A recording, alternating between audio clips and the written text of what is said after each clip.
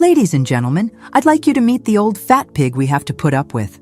The words hit me like ice water, standing there in my emerald green dress that had cost more than most people's monthly rent.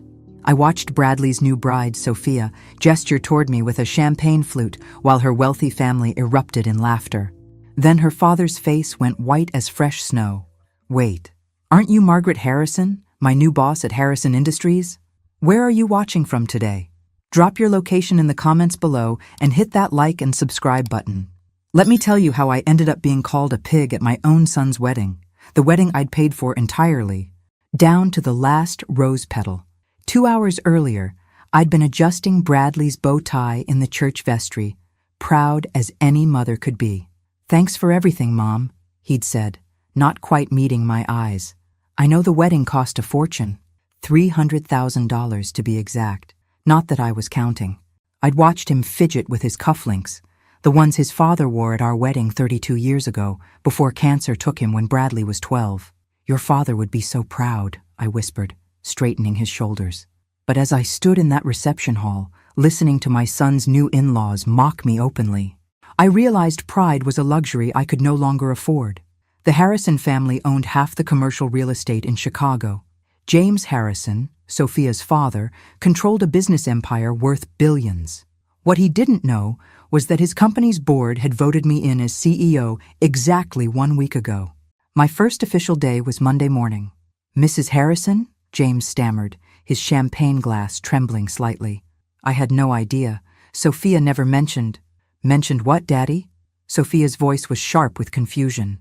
She looked between us, her perfect smile faltering. "That Bradley's mother is Margaret Harrison." The silence spread like spilled wine across white linen. Sophia's mother, Patricia, stepped forward with the kind of smile wealthy women perfect in finishing school. "Oh my goodness, what a delightful coincidence. You share the same last name as my husband's company." "Not a coincidence," I said calmly, watching James's face cycle through several shades of pale. "I kept my married name after my husband died. Harrison Industries was his family's business. I inherited his shares when he passed. The math was simple enough, even for people distracted by champagne. Controlling interest, voting power, the ability to hire and fire anyone I pleased." Sophia's laughter died completely. "You're saying you own Daddy's company?" "Not own, dear. Control." I smiled the same smile I'd used in 100 board meetings. "There's a difference." Bradley appeared at my elbow, finally sensing the tension. "Mom, is everything okay?" I looked at my son, this man I'd raised alone after losing his father, who'd worked 2 jobs to put through business school, who'd sacrificed everything to give him every opportunity, and realized he'd positioned himself slightly closer to his new wife than to me. "Everything's perfect, sweetheart," I said, patting his arm. "I was just getting acquainted with your new family." James cleared his throat, his business instincts finally kicking in. "Mrs. Harrison, perhaps we could schedule a meeting next week. I'd love to discuss—" "Monday morning," I interrupted smoothly. 9 o'clock sharp. My assistant will send you the address." I turned to Sophia with my warmest smile. "Congratulations on your marriage." "Dear, I'm sure we'll be seeing much more of each other." As I walked away, I heard Sophia hiss to her mother, "Why didn't you tell me she was somebody important?" "We didn't know," Patricia whispered back frantically. "Your father said Bradley's mother was just some middle-class widow." Just some middle-class widow. The words followed me to the ladies' room, where I locked the door and stared at my reflection. My dress was elegant, my jewelry modest but real, my makeup perfect despite the emotional earthquake I'd just experienced. In the mirror, I saw a woman who'd spent 30 years building a business empire in her husband's memory. A woman who'd raised a son alone, paid for his education, his apartment, his car, and now his wedding. A woman who'd been called a pig by people who didn't realize she could destroy their entire world with a single phone call. But most importantly, I saw a woman who was just beginning to understand her own power. My phone buzzed with a text from my assistant. "Board meeting moved to Tuesday. Emergency HR situation requires immediate attention Monday." I smiled at my reflection and began reapplying my lipstick. Monday was going to be very interesting indeed. The path to that humiliating moment had started 18 months earlier, when I'd made the mistake of being too generous with my son's happiness. Bradley had called on a Tuesday evening, his voice carrying that particular tone that meant he needed something expensive. "Mom, I've got incredible news." Sophia said yes. I'd been reviewing quarterly reports in my home office, but I set everything aside. My son was engaged. Despite everything else, the mother in me was genuinely thrilled. "Oh, honey, that's wonderful. When did you propose?" "Last night at Aurelio's. You know, that fancy place downtown where you took me for my graduation dinner." I remembered. The bill had been $400 for 2 people. But seeing Bradley's face that night, so proud of his MBA, had made every penny worth it. "Tell me everything," I said, settling back in my chair. For the next hour, Bradley described the proposal, the ring, which cost more than most people's cars, and Sophia's reaction. What he didn't mention was how they planned to pay for a wedding. That conversation came a month later. "The thing is, Mom," Bradley said, his fingers drumming against my kitchen table, "Sophia's family has certain expectations." I poured him more coffee, noting how he avoided eye contact. After raising him alone, I knew all his tells. What kind of expectations? Well, her sister's wedding was at the Four Seasons, 300 guests, very elegant affair. I'm sure it was beautiful. And her cousin got married at the Drake Hotel. Sophia's been dreaming of something similar since she was a little girl. I waited. In business, silence was often the most powerful negotiation tool. "The venues she's looking at are around $200,000, he said quickly. "Just for the basics, not including flowers, music, photography, all the other things." $200,000, I repeated calmly. "I know it sounds like a lot, but Mom, she's the one. I want to give her everything she deserves." "What about what you deserve?" I thought. "What about what I deserve after sacrificing everything for your happiness?" But I looked at my son's face, so hopeful, so young, despite being 31 years old, and I felt the familiar tug of maternal love overriding common sense. "Have you talked to Sophia about a smaller wedding?" "You don't understand. Her family, they're wealthy, Mom. Really wealthy. Her father owns Harrison Industries." The irony wasn't lost on me. My son had no idea that I'd been quietly acquiring shares in James Harrison's company for years, building toward the controlling interest my husband had always dreamed of securing. "And you feel pressure to match their lifestyle?" "I want to be worthy of her," he said simply. Those 6 words broke my heart. I'd raised this boy to believe he was worthy of anything, anyone. How had I failed so completely that he thought love required a price tag? "Bradley, if she loves you, a courthouse ceremony would be enough." "Mom, please, I'm not asking you to pay for everything. Just help us get started. I'll pay you back once my career takes off." His career. Bradley had graduated with his MBA a year earlier and was working at a mid-level consulting firm, making decent money but nowhere near enough to support the lifestyle he'd grown accustomed to through Sophia's family. How much help are we talking about? Maybe $250,000? $300 at most? $300,000. The number sat between us like an unwelcome dinner guest. "Bradley, that's more money than most people make in 5 years." "I know, but you can afford it, right? The business is doing well. And after Dad's life insurance." He trailed off, realizing how callous that sounded. My husband's death had indeed left me financially comfortable, but hearing my son calculate the value of his father's life so casually made me feel sick. "Let me think about it," I said. That night I sat in my husband's study, looking at his photograph on the desk. We'd built Harrison Industries together, starting with a single small office building and growing it into one of Chicago's premier commercial real estate companies. After he died, I'd continued expanding, making strategic acquisitions, building the empire he'd envisioned. "What would you do?" I asked his picture. But I already knew the answer. Robert had always been too generous with Bradley, unable to deny him anything. It was one of the few areas where we disagreed. The next morning, I called Bradley and told him yes. Looking back now, standing in that bathroom mirror after being called a pig by my son's new in-laws, I realized that single word, yes, had been the beginning of my transformation from doting mother into something far more dangerous. Because by Monday morning, I would be their new boss. And unlike my son, they were about to learn that my generosity had limits. Monday morning arrived with Chicago's typical autumn chill, and I dressed accordingly: power suit, Minimal jewelry, hair pulled back in the style that had intimidated corporate America for the past 20 years.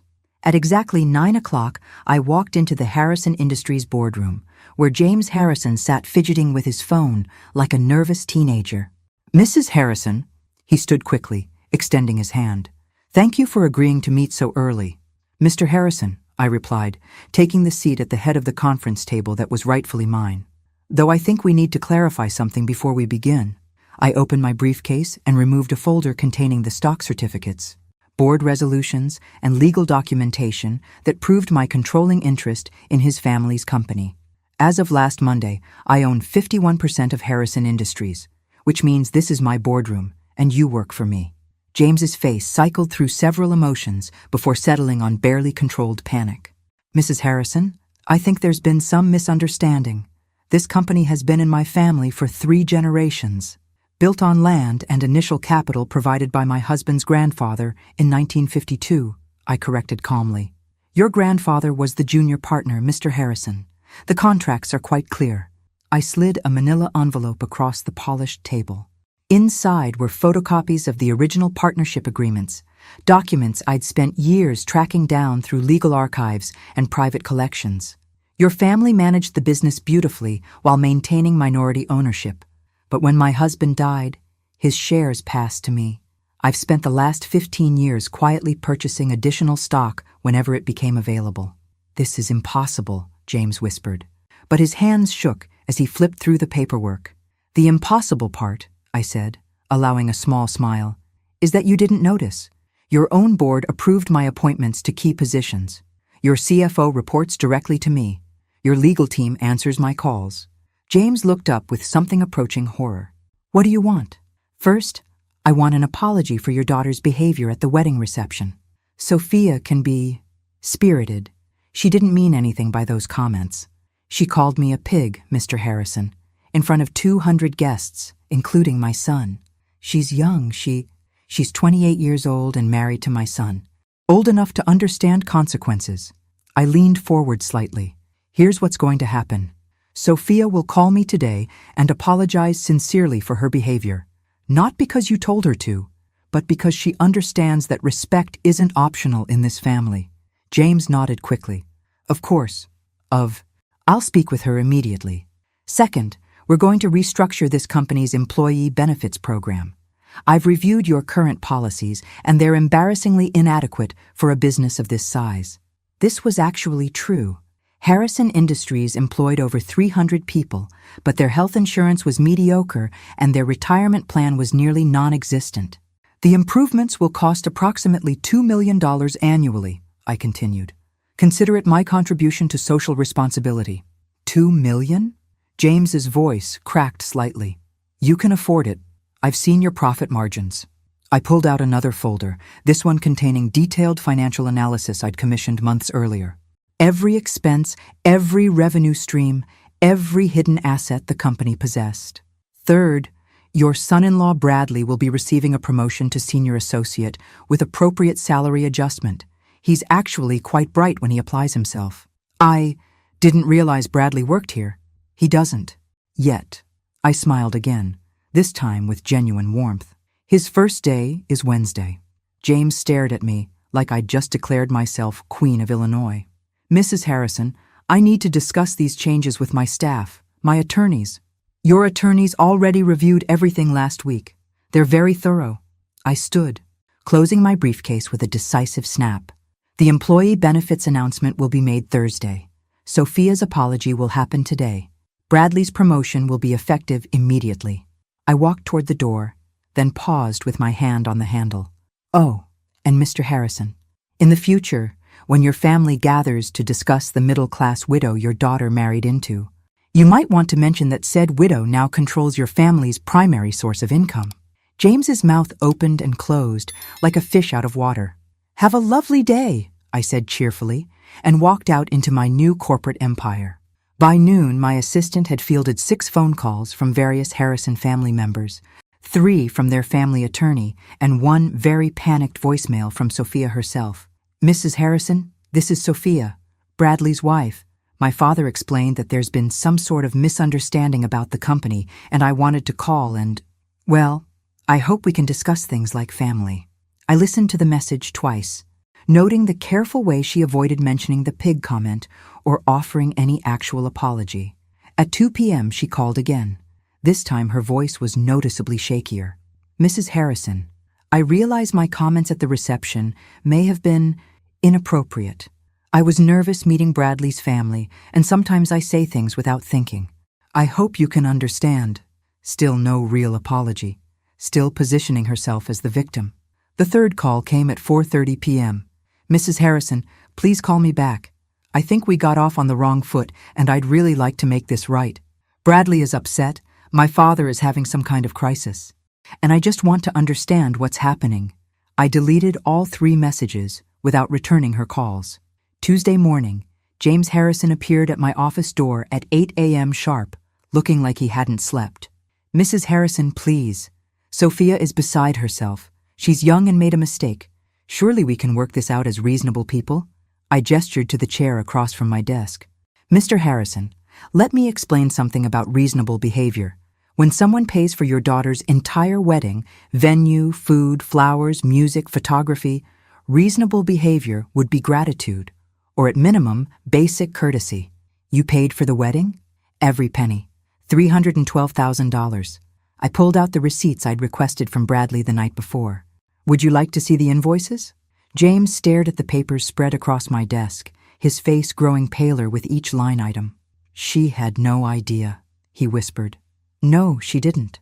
Because your family makes assumptions about people without bothering to learn the facts. I stood up and walked to the window overlooking downtown Chicago, watching the morning traffic crawl through the streets below. But here's what I find most interesting, Mr. Harrison. Your daughter can afford to mock the woman who paid for her wedding because she knows her family has money. She can afford to be cruel because she's never faced consequences for her actions. I turned back to him with a smile that would have made sharks nervous. That's about to change. By Thursday afternoon, the employee benefits announcement had sent shockwaves through Harrison Industries that reached far beyond the office walls. Word spread quickly through Chicago's tight-knit business community. Margaret Harrison wasn't just the new CEO, she was the new sheriff, and she was making changes. The first sign that my message was being received came Wednesday evening when Bradley called, his voice tight with confusion and something that might have been fear. Mom, Sophia's father offered me a job today. Senior associate, starting salary, $90,000 plus benefits. It's a great opportunity, but it feels weird, like charity. And Sophia's been acting strange since the wedding. She won't tell me what's wrong, just keeps asking questions about our family's finances. I smiled into my phone. Did you take the job? Well, yes. I mean, it's double what I was making at the consulting firm. But Mom, did you have something to do with this? Bradley, you're a bright young man with an MBA and strong analytical skills. Perhaps Mr. Harrison simply recognized your potential. Right, he said, but his tone suggested he wasn't buying it. Mom, is there something you're not telling me about the Harrison family? Why don't you ask your wife? She might have some insights. The second sign came Thursday morning when my assistant informed me that Mrs. Patricia Harrison, Sophia's mother, had requested a lunch meeting. The woman who'd stood silently by while her daughter called me a pig now wanted to chat over salads. Tell her I'm available tomorrow at noon. The Chicago Club, private dining room. Friday arrived gray and drizzly, perfectly matching my mood as I sat in the elegant dining room waiting for Patricia Harrison to make her entrance. She arrived precisely on time, dressed in the kind of understated elegance that screamed expensive without being flashy. Margaret, she said warmly, as if we were old friends. Thank you so much for agreeing to meet. I've been simply dying to get to know you better. Patricia, I gestured to the chair across from me. How lovely to see you again. She settled herself with the practiced grace of a woman who'd attended 1,000 similar lunches, then spent several minutes discussing the weather, the restaurant's reputation, and other meaningless pleasantries. Finally, she got to the point. Margaret, I want to address what happened at the wedding reception.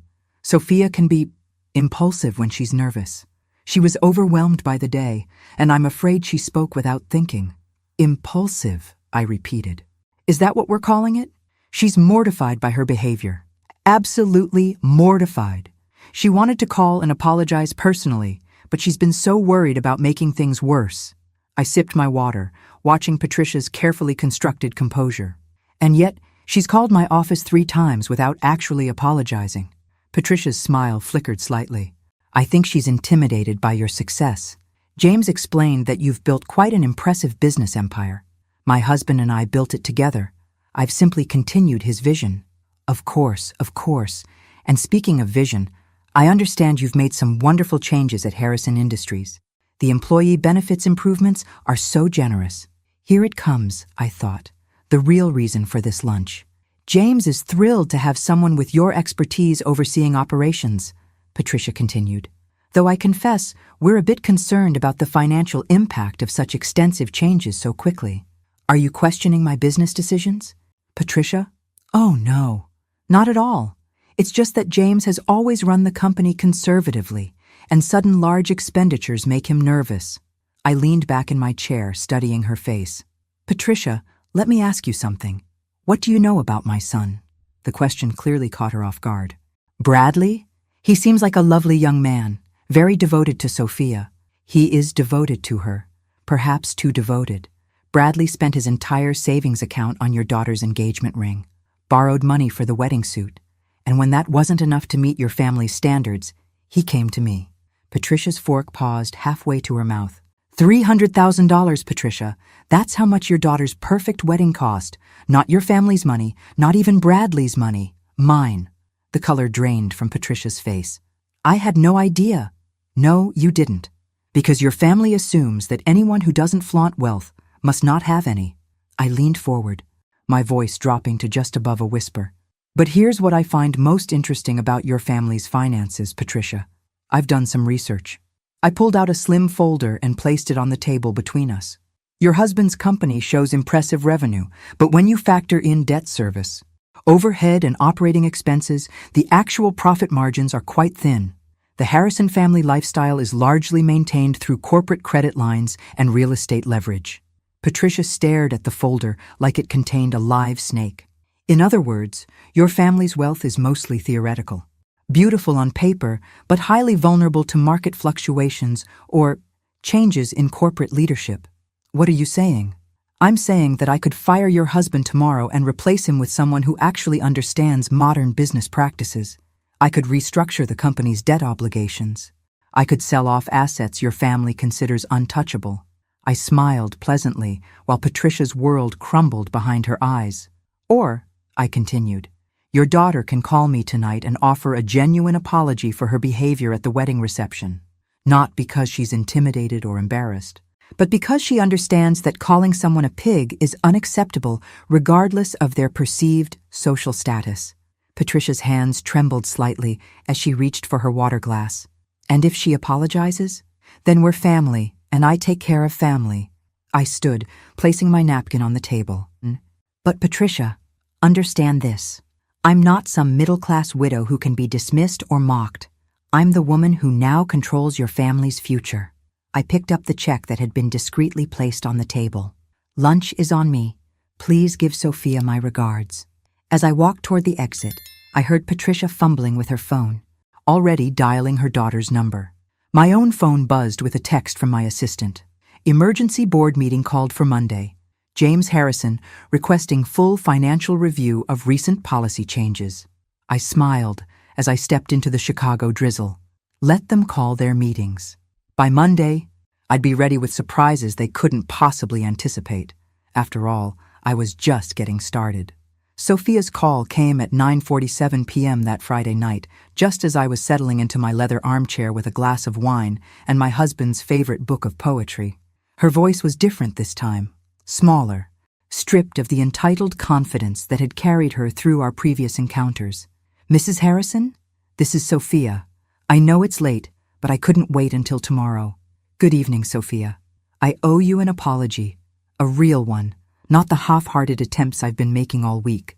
She took a shaky breath. What I said at the reception was cruel and inexcusable. Calling you a pig was wrong, no matter what I was feeling or thinking. You paid for our entire wedding, and I repaid your generosity with insults and humiliation. I said nothing, letting her words hang in the air. I've been thinking about why I said it, and I think I was scared. Bradley talks about you constantly, how strong you are, how successful, how you raised him alone after his father died. I felt like I could never measure up to the mother he describes. Interesting. This was more honest than I'd expected.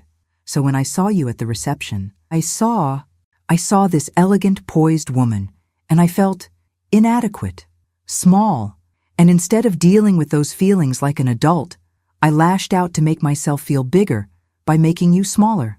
And how did that work out for you? I asked quietly. It didn't. It backfired spectacularly, and now I've hurt the person I should have been thanking. Her voice broke slightly. Mrs. Harrison, I know I don't deserve your forgiveness, but I'm asking for it anyway. I want to be the kind of wife Bradley deserves, and the kind of daughter-in-law you deserve. I took a slow sip of wine, considering her words. There was something in her tone that suggested genuine remorse, though it might have been motivated more by fear than actual understanding. Sophia, thank you for calling. I appreciate your honesty about your motivations. Does this mean, can we start over? We can try, I said carefully, but understand that trust is rebuilt through actions, not just words. Yes, absolutely. Whatever I need to do to make this right, I'll give that some thought. In the meantime, I have one question for you. Anything. At the reception, when you introduced me to your family, you clearly believed you were speaking to people who shared your opinion of me, which means this wasn't a spontaneous insult. It was a planned humiliation. Silence stretched between us for nearly 10 seconds. Yes, she whispered. I had told them beforehand that Bradley's mother was difficult, that she was always interfering and trying to insert herself into our relationship. But I've met you exactly twice before the wedding, both times at family dinners Bradley organized. We've spoken for perhaps 20 minutes total. I know. I was repeating what Bradley had said. The words hit me like a physical blow. My own son had been complaining about me to his fiancée, painting me as some kind of meddling mother-in-law before I'd even met her family. What specifically did Bradley tell you about me? He said you had trouble letting go, that you still treated him like a child, that you used money to maintain control over his life. Her voice was barely audible. He said you'd probably try to take over the wedding planning and that I should be firm about boundaries. I closed my eyes, feeling something fundamental shift inside my chest. The son I'd raised, supported, and sacrificed for had been systematically undermining me to justify accepting my financial support while rejecting my emotional presence. Sophia, thank you for your honesty. That took courage. Mrs. Harrison, I realize now that everything he told me was wrong. You're not controlling. You're generous. You're not interfering. You're loving. I should have formed my own opinion instead of accepting his characterization. Yes, you should have. I stood and walked to the window, looking out at the city lights. But Bradley is my son, and his opinion matters most in this situation. He loves you, Sophia said quickly. He really does. I think he's just confused about how to be grateful without feeling guilty about accepting so much help. Perhaps. We'll see. After ending the call, I sat in my husband's study, surrounded by his books and photographs, trying to reconcile the son I thought I knew with the man who apparently saw me as a burden to be managed. Robert's voice seemed to whisper from the shadows. You gave him everything he wanted instead of teaching him to want what he could earn. My phone buzzed with a text from Bradley. Mom, Sophia said she talked to you tonight. I hope we can all have dinner soon and work things out. I hate that there's tension in the family. I stared at the message for a long time before responding. We definitely need to talk. Soon. Saturday morning brought an unexpected visitor. I was reading the business section of the Tribune when my doorbell rang at 8 a.m. Through the peephole, I saw James Harrison standing on my front porch, looking like he'd aged 5 years in the past week. Mr. Harrison, I said, opening the door. This is a surprise. Mrs. Harrison, I apologize for the early hour. I was hoping we could speak privately before Monday's board meeting. I led him to my living room, noting how his eyes took in the understated elegance of my home. Quality furniture, original artwork, family photographs that spoke of a life well lived rather than wealth displayed. Coffee? Please. He settled into the chair across from my sofa, his hands clasped tightly in his lap. Mrs. Harrison, I want to be direct. I've called an emergency board meeting because I need to understand your intentions for Harrison Industries. My intentions are simple: to run a profitable, ethical business that serves its employees and community well. The employee benefits changes alone will cost the company nearly $2 million annually. The facility improvements you've authorized add another $500,000. These aren't sustainable expenditures given our current profit margins. I poured coffee from the silver service that had been my wedding gift 32 years earlier. James, what do you know about your company's actual financial position? I know we're profitable but conservative. We maintain steady growth without taking unnecessary risks. You're profitable but stagnant, I corrected. Your company owns 37 commercial properties in prime Chicago locations. The rental income alone should generate 50% more revenue than you're currently showing. I handed him a coffee cup and sat down with my own. Your problem isn't profitability, James. It's management. You're running a 21st century real estate empire with 1980s business practices. I've been in this business for 30 years, he said stiffly. And you've done adequately, but adequately isn't enough anymore. I smiled, but there was no warmth in it. Which brings us to Monday's board meeting. James shifted uncomfortably. The board has some concerns about the rapid pace of change under new leadership. The board consists of 7 members. 3 were appointed by me over the past 18 months. 2 others are longtime business associates who respect my husband's legacy. That leaves you and your cousin, Edward.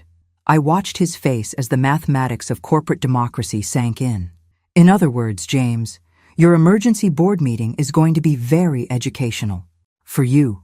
He set down his coffee cup with shaking hands. What do you want from us? From my family? I want what I've always wanted. Respect.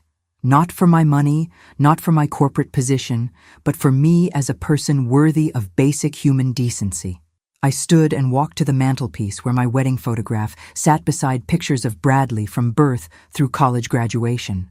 Your daughter called me a pig at my son's wedding, James. She did it because she believed her family's money made her superior to the woman who'd paid for her celebration. That kind of casual cruelty reveals something ugly about character. Sophia is young. Sophia is old enough to be married. Old enough to understand consequences. I turned back to him. But she's not my real problem, is she? James stared at me with growing dread. My real problem is my son, who's been telling his wife that I'm a controlling, interfering mother who uses money to manipulate him.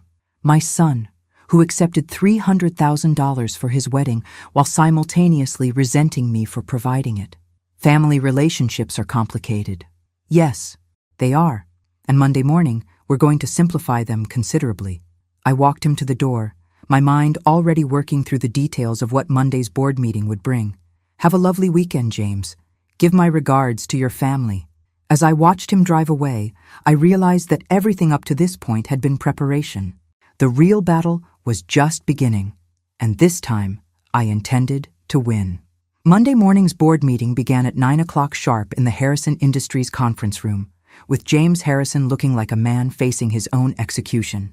The other board members filed in with varying degrees of confusion, unaware they were about to witness a corporate revolution. Gentlemen, I said, taking my place at the head of the table, thank you for accommodating this emergency session. Before we begin, I'd like to introduce myself properly to those who may not be familiar with my background. I distributed folders containing my complete professional biography, educational credentials, and the 20-year track record I'd built expanding my late husband's business interests. As you can see, I'm not some grieving widow playing at businesswoman. I hold an MBA from Northwestern, have successfully managed 8-figure real estate portfolios, and have been quietly acquiring Harrison Industries stock for the past 15 years. Edward Harrison, James's cousin and the company's longtime treasurer, cleared his throat nervously. Mrs. Harrison, while your credentials are impressive, this company has operated successfully under Harrison family management for 60 years. Successfully is a generous term, Edward. I pulled out the comprehensive financial analysis I'd commissioned months earlier. Your revenue growth has been flat for 7 years. Your profit margins have declined consistently since 2018. Your employee retention rate is 30% below industry standards. I watched their faces as the numbers sank in. Meanwhile, you're sitting on prime commercial real estate in Chicago's most desirable locations, charging below-market rents because you've prioritized relationship preservation over business optimization. Those relationships are valuable, James protested. We have tenants who've been with us for decades, and they've been taking advantage of your sentimentality for decades. I smiled coldly. Effective immediately, all rental agreements will be reviewed and adjusted to current market rates. Tenants who wish to continue their leases will pay fair value. Those who don't can find alternative accommodations. That's not how we do business, Edward stammered. It's how I do business.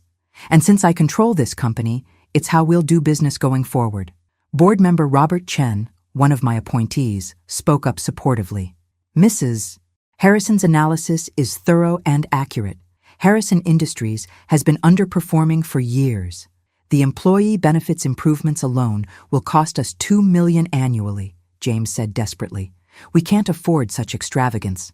James, your family extracted $1.8 million in executive salaries last year while contributing essentially nothing to actual business operations. I let that fact settle over the room. Your son works in marketing but spends most of his time playing golf. Your nephew manages property maintenance by delegating everything to contractors while collecting a six-figure salary. The silence was deafening. So here's what's going to happen. Executive compensation will be tied directly to performance metrics. The marketing department will either generate measurable results or be eliminated entirely. Property management will be professionalized with actual oversight and accountability. You can't just eliminate family members from family business, Edward protested. I can and I will if they can't justify their positions with actual work. I stood, gathering my materials. This meeting is concluded. Implementation of all discussed changes begins tomorrow. Wait, James called out desperately. We need to vote on these proposals. No, James. You need to understand something about corporate governance. I turned back to face the table. I don't need your approval for business decisions. I need your compliance. As I walked toward the door, I heard Edward whisper to James, "How did we let this happen?" The answer was simple. They'd been so focused on maintaining their comfortable lifestyle that they'd never noticed someone else building the power to destroy it. My phone buzzed with a text from Bradley as I returned to my office. "Mom, can we have dinner tonight? Sophia is really upset about everything that's happening with her family." I stared at the message, feeling that familiar tug between maternal love and growing resentment. My son wanted to discuss his wife's feelings while remaining completely oblivious to mine. 7 o'clock, I texted back. My house. It was time for Bradley and I to have the conversation we should have had years ago.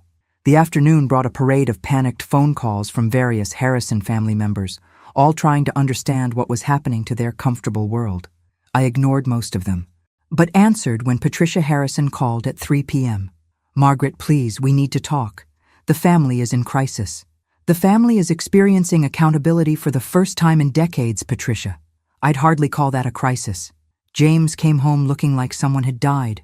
He's locked himself in his study and won't speak to anyone. Perhaps he's reflecting on 30 years of mediocre business practices. This isn't just about business anymore, is it? This is personal revenge for what happened at the wedding." I leaned back in my office chair, looking out at the Chicago skyline. "Patricia, if I wanted personal revenge, your family would already be homeless. What I want is respect. And since your family only understands power, I'm speaking your language. What can we do to fix this? That depends entirely on how quickly your family learns to treat people with basic human decency." After hanging up, I spent the rest of the afternoon reviewing personnel files and financial records, preparing for the changes I'd implement over the coming weeks. But my mind kept drifting to the evening's dinner with Bradley and the conversation that would finally reveal how my son really saw me.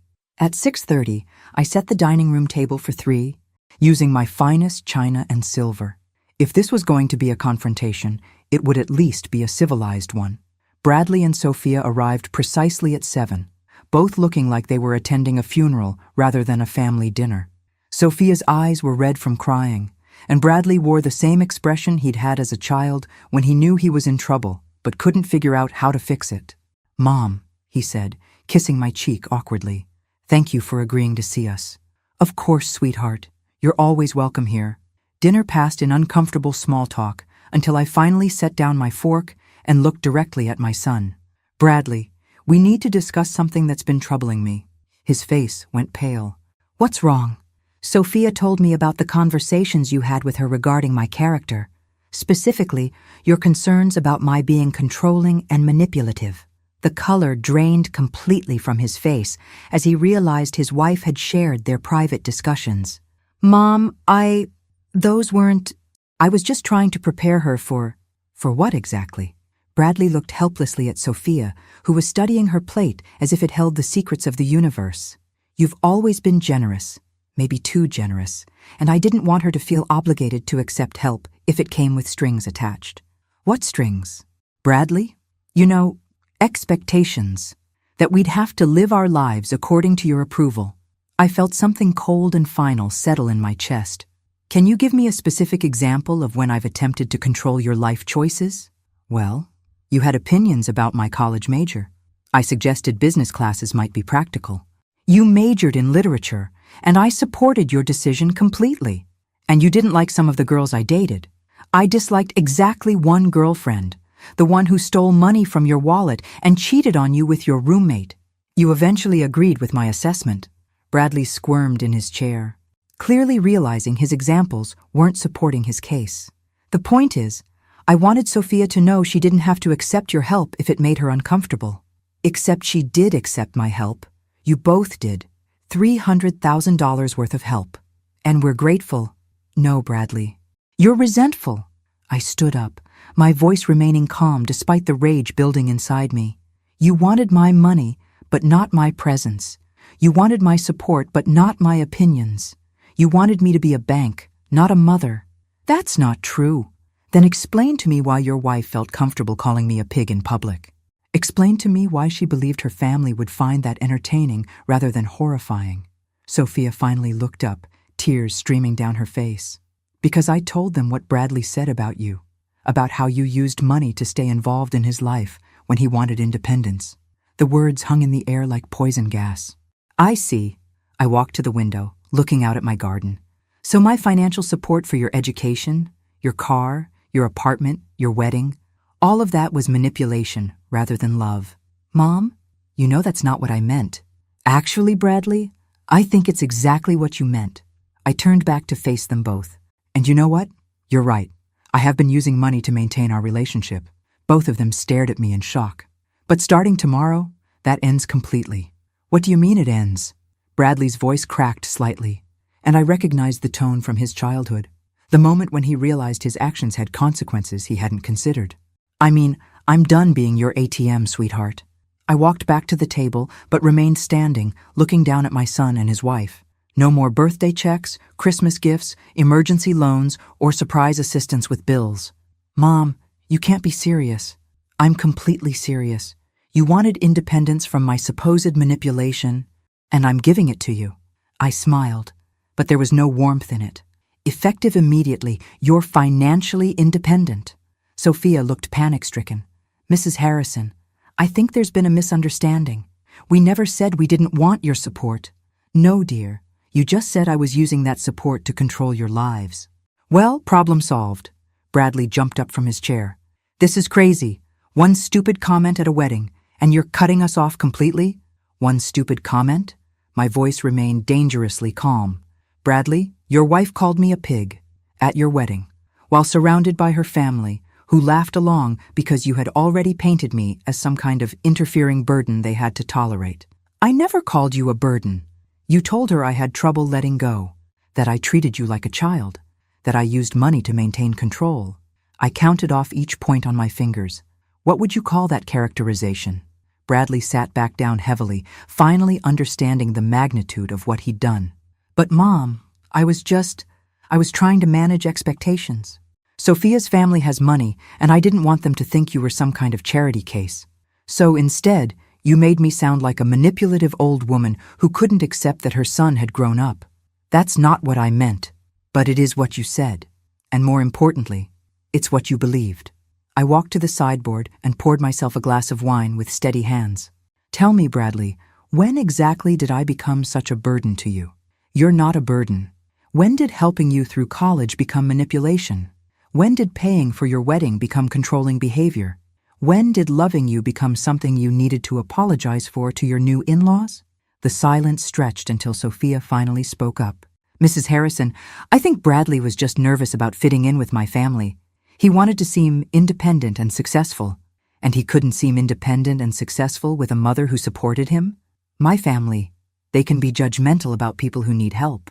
Ah, I took a sip of wine, finally understanding the real dynamic. So you were both embarrassed by my generosity because it made you look weak to people whose opinion you valued more than mine. It's not that simple, Bradley protested. Actually, it's exactly that simple. I set down my glass and looked directly at my son. You were willing to take my money but ashamed to admit it came from me. You wanted the benefits of having a successful mother but none of the social complications. Mom, please, can't we just move past this? Oh, we're definitely moving past this. Just not in the direction you're hoping. I walked to my purse and pulled out my phone, scrolling through my contacts until I found my attorney's number. What are you doing? Bradley asked nervously. Calling Richard Patterson. He handles my estate planning.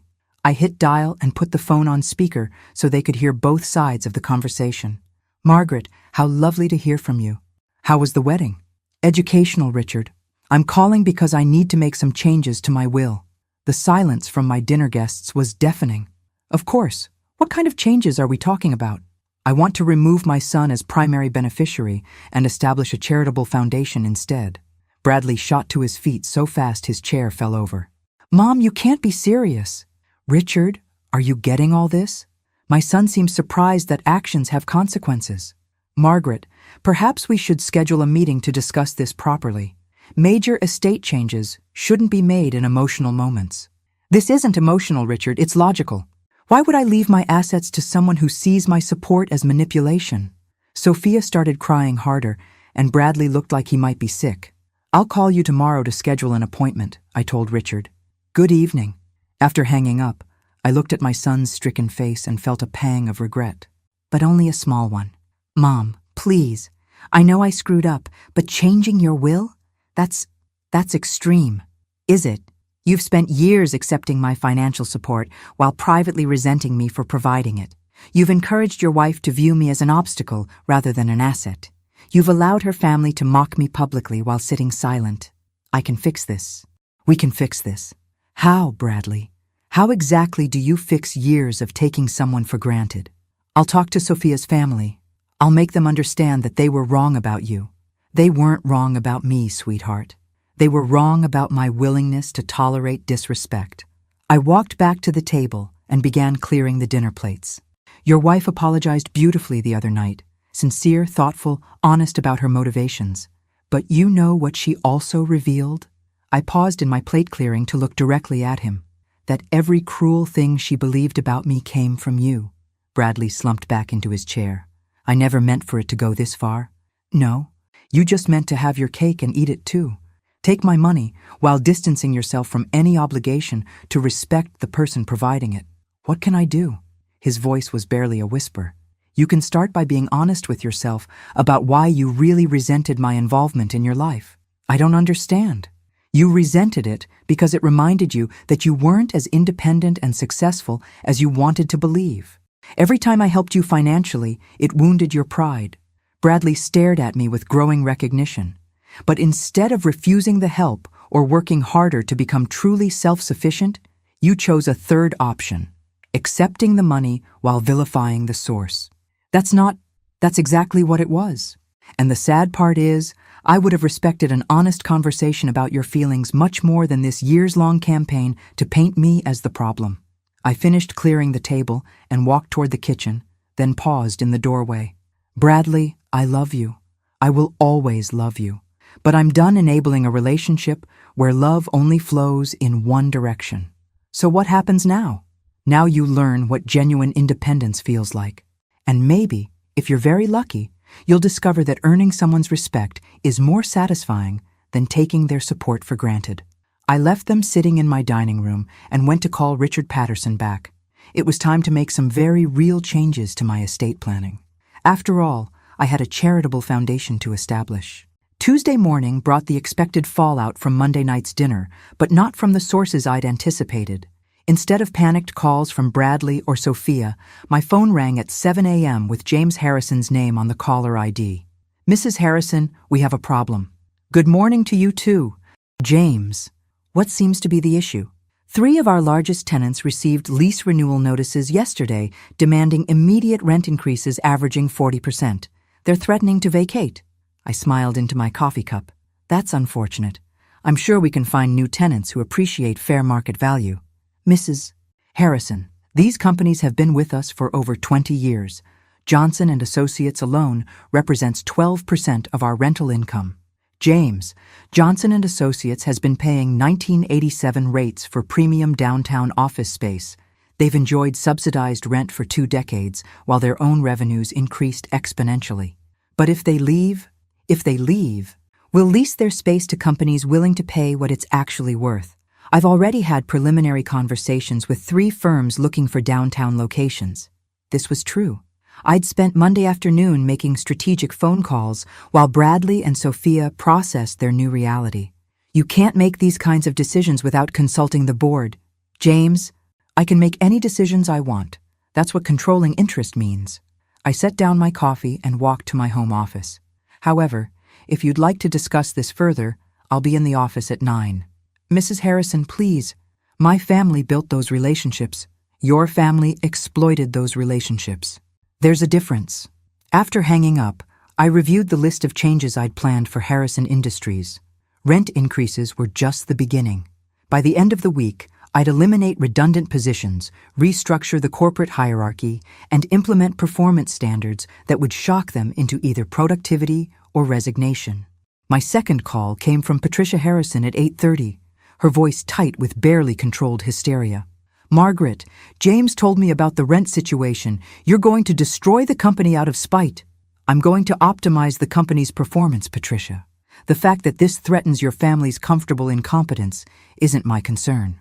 This has gone too far. We understand you were hurt by what happened at the wedding, but punishing everyone isn't the answer. Patricia, let me explain something about punishment versus consequences. Punishment is what you do to hurt someone for past behavior. Consequences are what naturally follow from poor choices." I pulled into my office parking garage, noting that James's car was already there despite our 9 a.m. meeting time. "Your family has operated this business like a personal piggy bank for decades. You've hired relatives regardless of qualifications, paid yourselves excessive salaries for minimal work, and charged below-market rents to maintain social relationships rather than maximize profits. That's how family businesses work. That's how family businesses fail. Patricia, but don't worry. Under my management, Harrison Industries will finally reach its potential. And what about our family's livelihood? What about it? James can earn his salary by actually managing the company effectively. Your son can learn to do real marketing work or find employment elsewhere. Your nephew can master property management or discover what life is like outside the family safety net." I parked my car and gathered my briefcase, preparing for what would undoubtedly be an interesting day. "Margaret, please. We're willing to negotiate." "Negotiate what, Patricia? I already own the company. Your family already insulted me publicly. The time for negotiation passed when your daughter called me a pig." Sophia apologized. Yes, she did, beautifully and sincerely.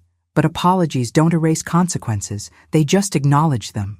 Inside the Harrison Industries building, I could feel the tension radiating from every floor.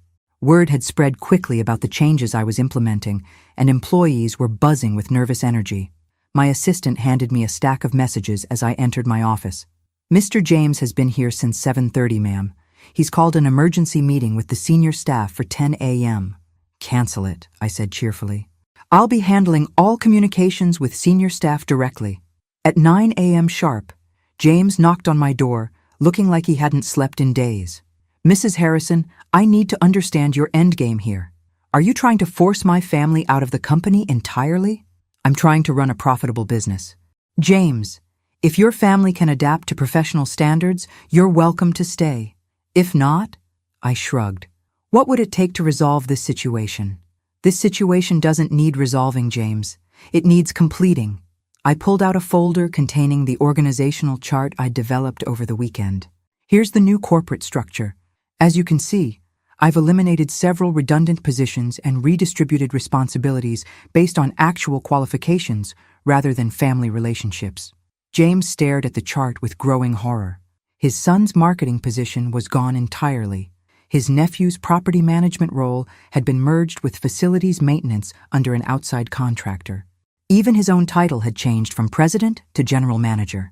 You've gutted the entire operation.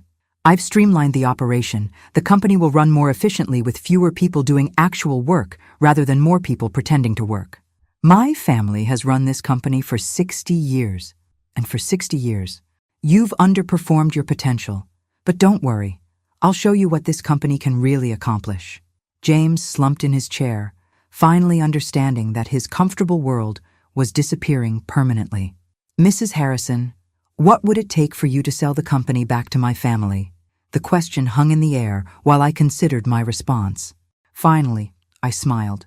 James, even if your family could afford to buy me out, which you can't, why would I sell a profitable business to people who've proven they can't manage it effectively?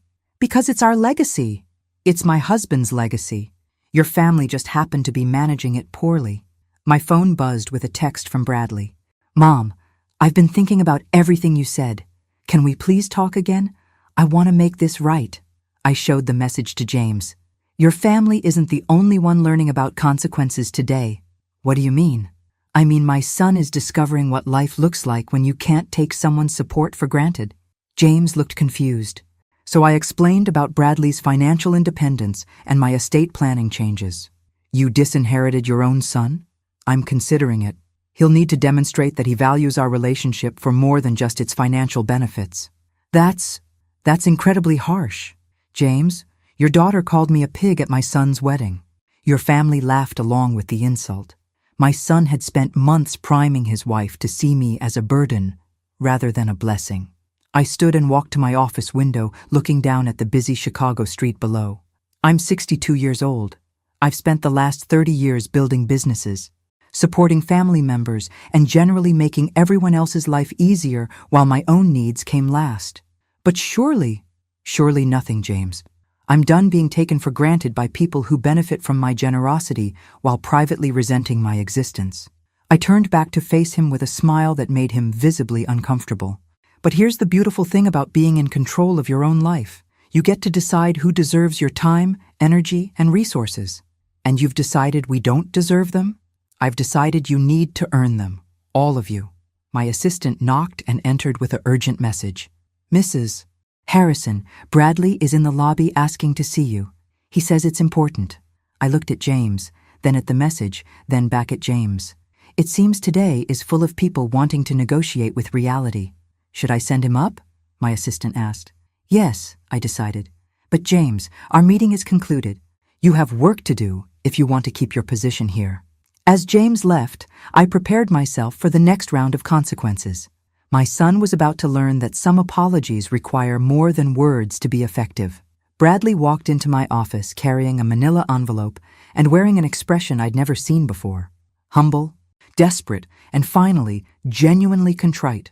Gone was the entitled confidence that had carried him through 31 years of life with minimal consequences. Mom, thank you for seeing me. Sit down, sweetheart. I gestured to the chair James had just vacated, still warm with his desperation. I've been awake all night thinking about what you said yesterday. About how I resented your help because it wounded my pride. He set the envelope on my desk. You were right. About everything. I waited, having learned that silence often revealed more truth than questions. I found something last night while I was going through old papers, trying to figure out how everything went so wrong between us. He pushed the envelope toward me. I think you should see this before we talk about anything else. Inside the envelope were photocopied bank statements, loan documents, and what appeared to be correspondence between Bradley and several financial institutions. I studied the papers with growing confusion. Bradley? What am I looking at? Evidence that I'm not just ungrateful.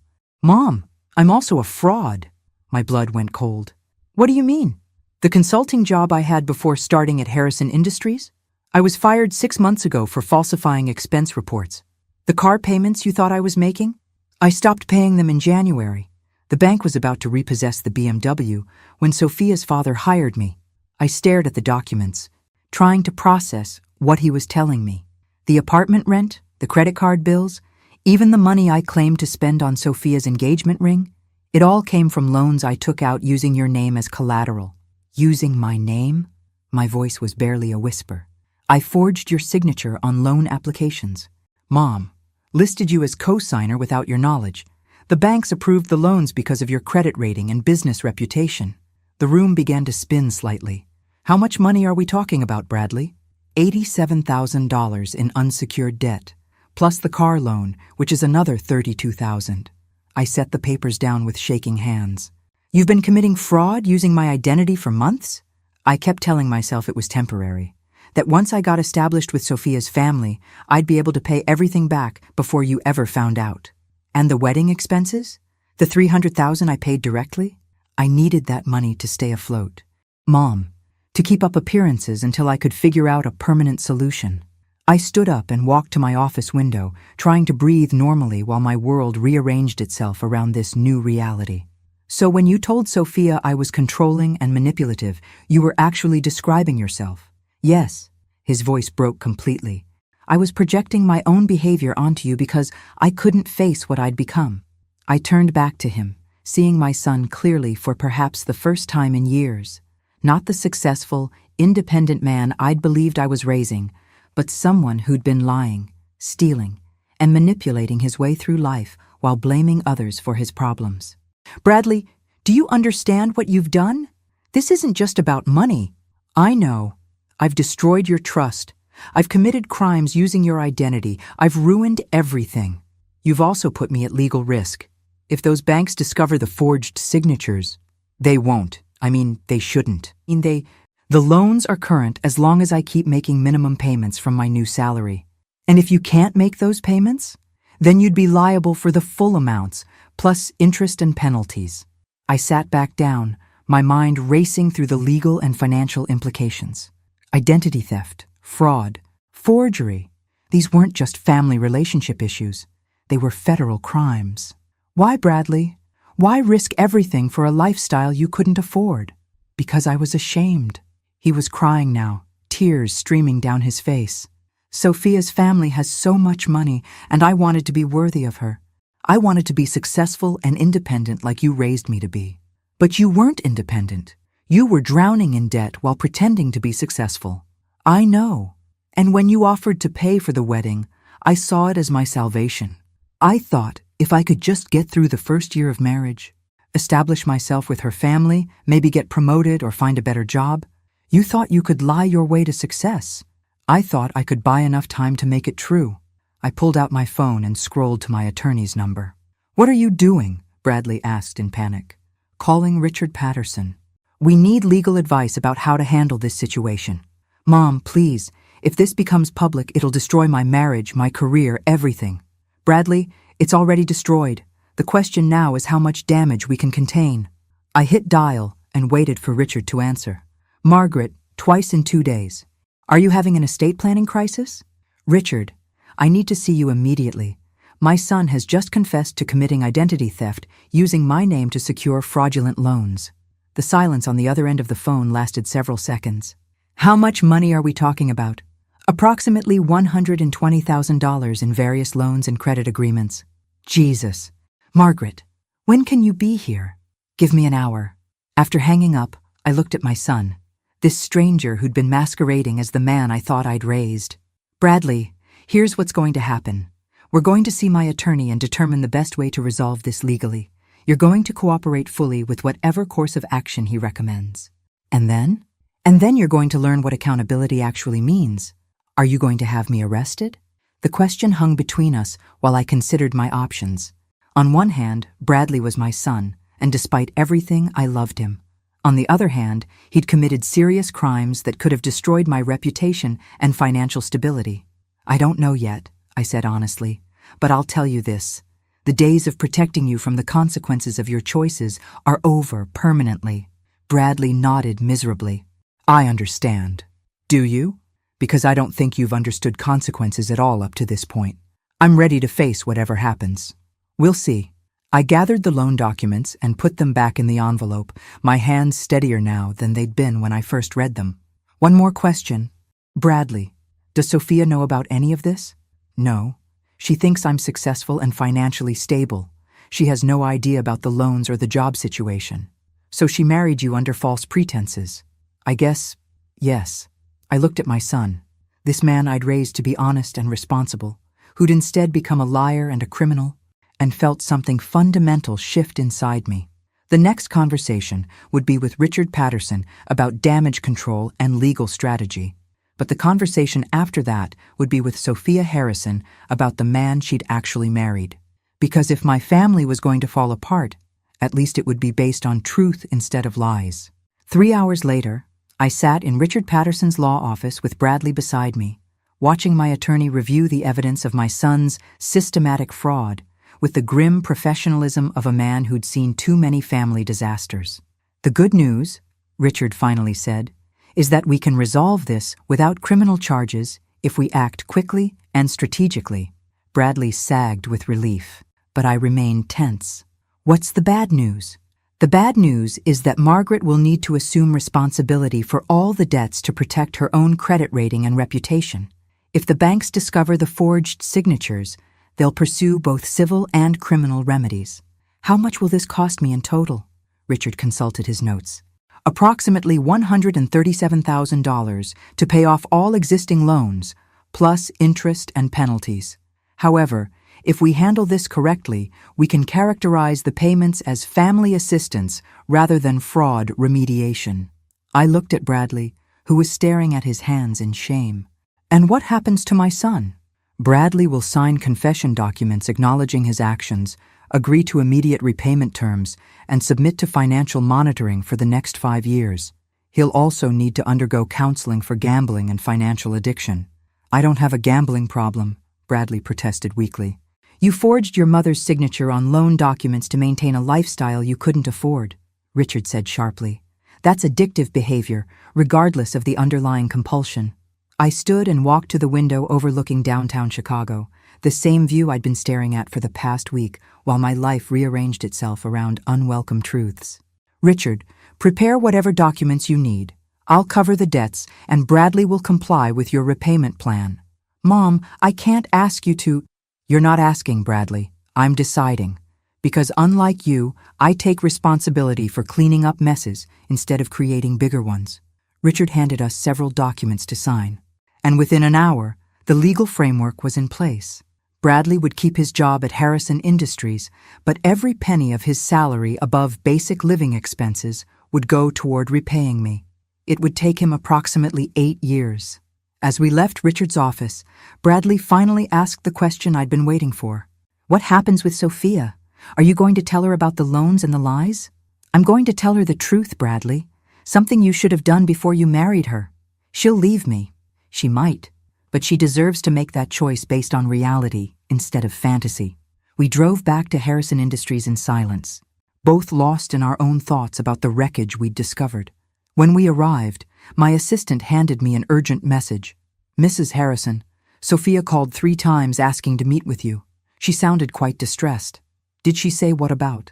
Something about discovering financial documents in Bradley's home office. Bradley went white. Oh, God! She found the loan papers I'd hidden. It seemed Sophia Harrison was about to learn some uncomfortable truths about her new husband, whether I told her or not. An hour later, Sophia sat in my office crying hysterically while Bradley slumped in the chair beside her, no longer even attempting to maintain his facade. I found loan applications with your signature, Mrs. Harrison, except the handwriting didn't match the signature on our wedding checks. She looked between Bradley and me with red-rimmed eyes. Bradley forged your name, didn't he? Yes, I said simply. How much money? More than you want to know. Sophia turned to her husband with the expression of complete bewilderment. Who are you? Because you're not the man I married. I'm the same person. No, the person I married had a successful career and financial stability. The person I married wasn't drowning in debt and committing crimes to hide it. She stood up and began pacing around my office like a caged animal. My father hired you at Harrison Industries because I begged him to help my husband advance his career. But you didn't need career advancement. You needed fraud intervention. Sophia, please. How long have you been lying to me, Bradley? Since we started dating? Since we got engaged? Since we said our vows? The questions came rapid fire, and Bradley had no answers that wouldn't make things worse. Finally, Sophia turned to me. Mrs. Harrison, I owe you more than an apology for calling you a pig. I owe you an apology for marrying your son under false pretenses and dragging you into our mess. Sophia, no, let me finish. You paid for our wedding. You've been supporting Bradley financially for years, and now you're cleaning up his criminal activity. Meanwhile, I've been resenting you for being too involved in his life. She sat back down, her composure completely shattered. The truth is, you haven't been involved enough. If you'd known what he was really like, maybe you could have stopped this before it destroyed everything. I looked at this young woman who'd called me a pig 6 days earlier and now sat in my office facing the collapse of her marriage and possibly her family's business relationships. Sophia, what do you want to do now? I want to go home to my parents and pretend this never happened. But I can't, can I? Because my family's business relationship with you depends on how I handle this situation. She was sharper than I'd given her credit for. Your family's business relationship with me depends on whether they can adapt to professional standards. Your marriage is a separate issue entirely. Is it? Bradley works for my father now. If I leave him, it creates complications for everyone. I studied her face, seeing someone much younger and more vulnerable than the confident woman who'd insulted me at her wedding reception. Sophia, can I give you some advice from someone who's been making hard choices for 30 years? She nodded. Don't make marriage decisions based on business complications. Don't make life choices based on other people's convenience. And don't stay with someone because leaving would be messy. But if I leave Bradley, what happens to him? He'll lose his job, his apartment, everything. That's not your responsibility anymore. But he's sick, isn't he? This fraud and lying behavior, that's not normal. She was grasping for reasons to stay, and I recognized the impulse. I'd spent years making excuses for Bradley's increasingly irresponsible behavior. Yes, he probably needs professional help, but you can't save someone who doesn't want to be saved. And you can't love someone into becoming the person you thought they were. Sophia looked at Bradley, who was staring out my office window as if he could escape this conversation by pure willpower. I need time to think, she said finally. This is all too much to process right now. After they left, I sat alone in my office reviewing the events of the past week. In 6 days, I'd gone from being an insulted mother of the groom to a woman who'd reclaimed her power, restructured a company, and discovered her son was a criminal. The old Margaret would have quietly paid Bradley's debts, covered up his crimes, and continued enabling his dysfunction while accepting his resentment as the price of his love. But the new Margaret, the one who'd emerged when Sophia called her a pig, had different priorities. My phone rang with a call from Patricia Harrison. Margaret, Sophia came home in tears. She won't tell us what happened, but James is convinced you've done something to destroy our family. Patricia, your family is destroying itself. I'm just refusing to enable the process. What does that mean? It means consequences, Patricia. Something your family has successfully avoided for decades. Margaret, please. We understand you're angry about the wedding incident, but surely we can resolve this as reasonable people. I laughed, surprising myself with the sound. Patricia, you keep saying that as if the problem is my anger rather than your family's behavior. But here's what I've learned this week. Anger is just information. It tells you when someone has crossed a boundary you should have established years ago. So what happens now? Now your family learns to earn things instead of expecting them. Your daughter learns that marriage requires honesty. Your husband learns that business requires competence. And your son-in-law learns that crimes have consequences. You're destroying everything we've built. No, Patricia. I'm revealing what you actually built versus what you pretended to build. The destruction was already there. I just stopped pretending not to see it. After hanging up, I walked to my office window and looked down at the Chicago street below, watching people hurry past with their own complicated lives and hidden struggles. 6 days ago, I'd been called a pig at my son's wedding. Today, I was a woman who discovered her own power and decided to use it. The old Margaret would have called that a tragedy. The new Margaret called it a beginning. My phone buzzed with a text from an unknown number. Mrs. Harrison, this is Sophia. Thank you for your honesty today. I'm going to stay with my parents while I figure things out. I hope we can talk again soon when everything isn't so complicated. I smiled and typed back, take all the time you need, and Sophia, you're stronger than you know. Outside my window, Chicago continued its eternal dance of ambition and consequence, and for the first time in years, I felt like I was dancing instead of just watching from the sidelines. After all, it's never too late to stop being taken for granted, even by yourself. Thanks for listening. Don't forget to subscribe and feel free to share your story in the comments. Your voice matters.